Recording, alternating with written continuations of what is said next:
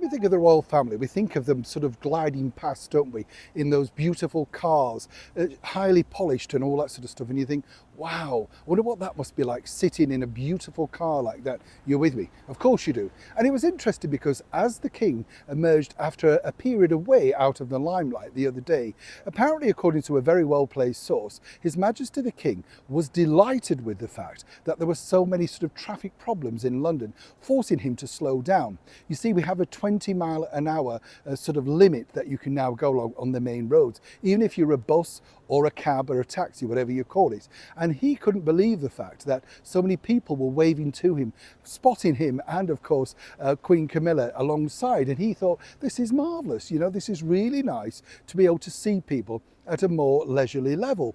But of course, he's not the only king that really saw the value of this, because what happened way back over 100 years ago now was simply this. Another monarch really saw the opportunity of the burgeoning, well, business that was the motor car, and realized that this was a very clever way of making sure that you could be seen, and more importantly, your subjects were very thrilled to see you too.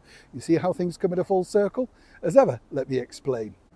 You see, the Queen apparently wasn't a big fan of the motor car, and the reason being, she said, well, you know, she felt, or she'd heard and read, that they would literally blow up on the road, and she was petrified of being the person in the car at the same time.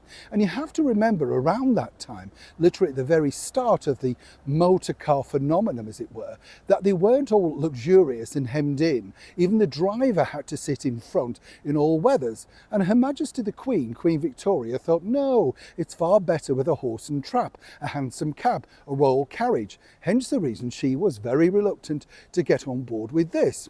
But her son, who latter of course became King Edward, saw the value of this after a trip abroad and decided that actually this truly was for him. It was actually in 1902 when King Edward was taking a short break on the Solent, and basically he got motored down there, and he'd never really taken that much notice of it before.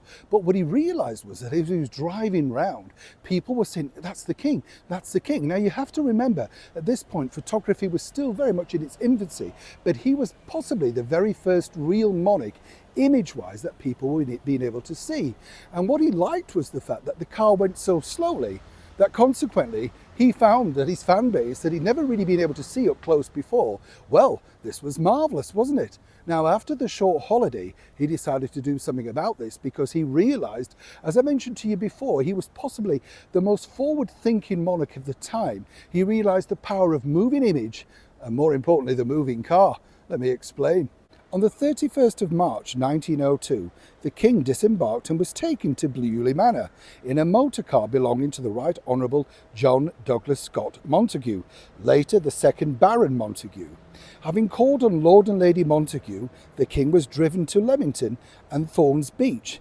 After what must have been an incredibly pleasant run also, the King decided to take tea at 5 p.m. Afterwards, returning to Buckler's Hard and rejoining Alberta in just under 2 hours later, he thought the journey was, well, indeed, rather marvellous. And that was really the spark in fire for him. He acquired the very first royal motor car to be bought by a member of the royal family, a Daimler, in 1900, but then decided really that he wanted to upgrade, because the car that he'd been driven around in Lord Montague gave people a far better view. And really the first royal car was very much underused. He was about to rectify that. A little bit like our late monarch, our wonderful Queen Elizabeth II.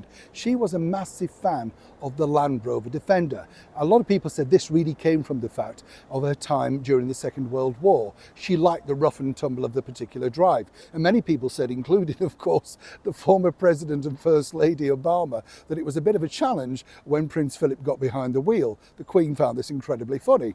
But you see, back to King Edward, he really was the first person that said, look, if we go through the main streets of London and we let the people know, they can get to see me and they can get to see what I'm about. And then, of course, they can understand what the royal role is. He was very, very clever.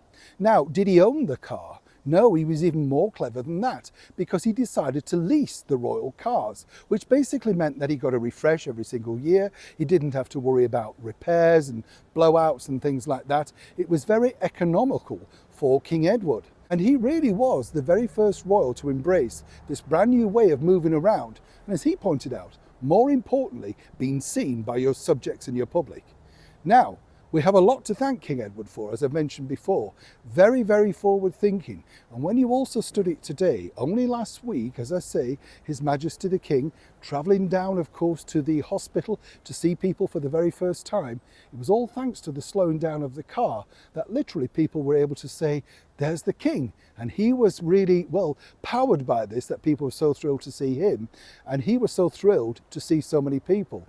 It just goes to show, doesn't it, as I've said before, how history truly does repeat itself. Neil Sean in the very heart of London.